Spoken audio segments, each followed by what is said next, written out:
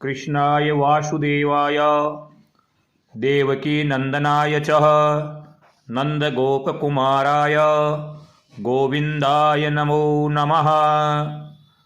होली का त्यौहार आ गया है और इस होली के पावन पर्व पर आप सब लोगों को बहुत बहुत मंगलमय शुभकामनाएं।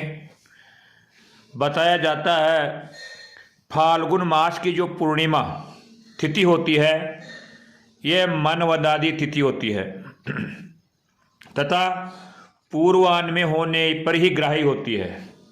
यानी तिथि पूर्णिमा जो है वह पूर्वाह्न होने पर ही होली का त्यौहार मनाया जाता है। भविष्य पुराण के अनुसार सत्य युग में ढूंढा नाम की एक राक्षसी शंकर से वर पा करके प्रतिदिन बालकों को परेशान करती थी, पीड़ित करती थी और अपने आप को बड़ा हर्षवान करके चारों ओर दिशाओं में घूमती थी। जनता इस राक्षसी के इस व्यवहार से बड़ी परेशान हुई। उस राज्य का राजा उस समय रघु थे, तो जो सारी प्रजा है वो राजा के पास, रघु के पास जाती है और प्रार्थना करती है कि हे राजन, आपके राज्य में ये ढूंढा नाम की जो राक्षसी है ये बड़ी परेशान कर रही है, बालकों को नाना प्रकार की पीड़ा देती है, इससे छुटकारा दिलाइए। राजा ने जब अपने पुरोहित से बुला करके इस ढूंढा नाम की राक्षसी का नाश का उपाय पूछा तो पुरोहित ने बताया कि जंगल से शुष्क काष्ठ एवं उपला मानी अरण्य छाने, जो जंगल में जैसे गाय गोबर करती है तो वो सूख करके उपले बनते हैं, उसी को अरण्य छाना बोला जाता है। यानी उसको थापने की जरूरत नहीं होती, वो अपने आप ही सूख जाने पर जलाने योग्य बन जाते हैं। तो शुष्क काष्ठ मानी सूखी हुई लकड़ी एवं अरण्य छांडे इकट्ठे करके उनको पूजा करें। और पूजा किन से?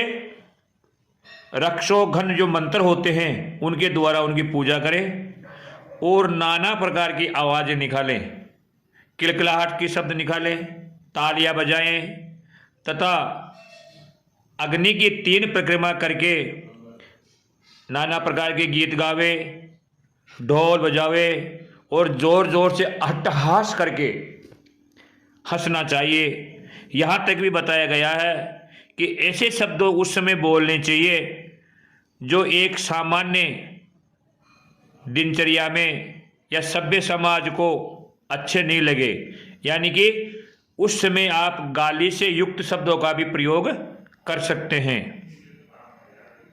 और उन शब्दों को सुन करके ये जो राक्षसी है अपने आप का अपमान महसूस करेगी, लज्जित होगी और इस अग्नि में वशीभूत हो जाएगी और मर जाएगी। इसमें कोई संदेह नहीं है। इस प्रकार राजा ने पुरोहित के द्वारा कही हुई विधि से ये सब कार्य किए। उससे वहाँ ढूंढा नाम की राक्षसी का विनाश हो गया और उसी दिन से इस लोक में वह होलिका के नाम से विख्यात हुई। जैसे कि कहा गया है, सर्वदुष्टापहो होम सर्वरोगोपशांतिदा क्रियते श्याम द्विजय पार्थ तेन सा होलिका स्मृता।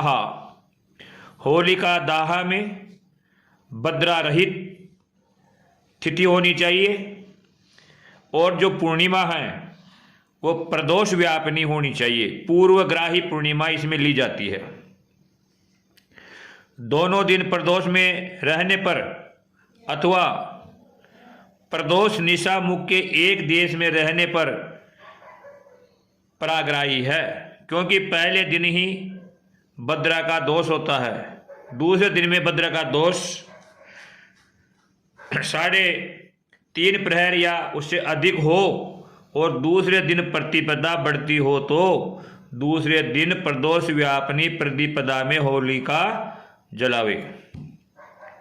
ऐसे स्थल में यदि प्रतिपदा क्षय हो रही हो तो पहले दिन भद्रा के निकल जाने पर अथवा भद्रा के पुंछ में होलिका जलानी चाहिए।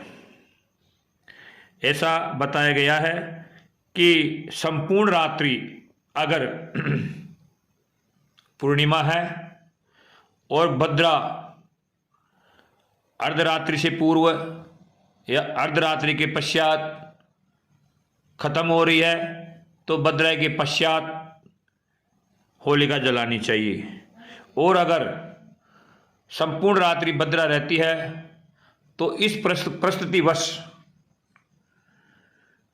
भद्रा के पुंछ का मूर्त देख करके उसमें होलिका का जलाना चाहिए या दहन करना चाहिए।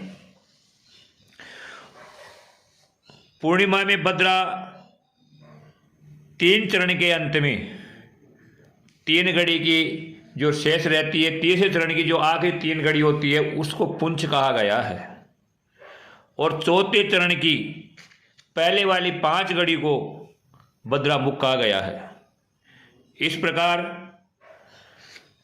60 घड़ी अगर पूर्णिमा हो तो पर्वती के बाद 19.5 घड़ी के उत्तर 3 घड़ी पुंछ यानी कि 22.5 घड़ी तक भद्रा की पुंछ कहलाएगी। और उसके बाद 5 घड़ी भद्रा का मुख होगा। माना कि पूर्णिमा 64 घड़ी है जैसे कि इस बार है, तो इस स्थिति में 21 घड़ी के बाद से लेकर के 24 घड़ी तक भद्रा का पुंछ कहलाएगा। और बाद के चौथे चरण के जो प्रारंभिक 5 घड़ियां हैं वो भद्रा मुख कहलाएगी। तो इस बार भद्रा जो है 24 तारीख को होली का त्यौहार है और भद्रा जो है 9:55 तक रहेगी। उसके बाद 11:13 तक होली का दहन होगा, क्योंकि भद्रा समाप्त हो चुकी होगी। भद्रा रहित समय के अंदर होली का दहन होगा।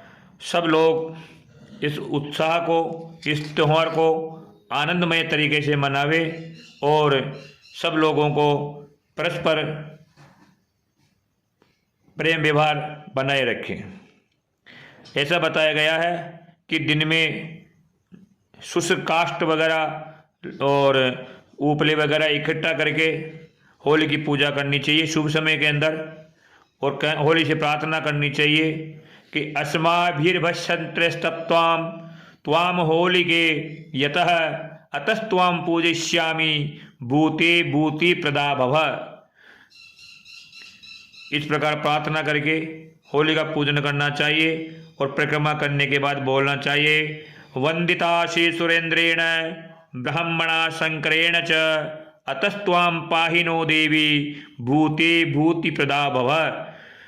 इस प्रकार दिन में पूजा करें। रात्रि का होली का जो दहन होता है उसमें जो अग्नि होती है, उपले जो पक जाते हैं, पकने के बाद उस उपलों की अग्नि को घर में ला करके उस अग्नि पर धूप देने से घर में जितनी भी नेगेटिविटी होती है या प्राय मंत्रों के द्वारा, तंत्र के द्वारा घर के अंदर कोई ऊपरी बाधा बनी हुई होती है तो वो समाप्त हो जाती है। तो प्रत्येक व्यक्ति को ये जरूर ध्यान देना चाहिए कि जले हुए उपले ला करके उसके ऊपर धूप डाल करके अपने घर में धूप देवें। जय राधे गोविंद, जय श्री कृष्णा।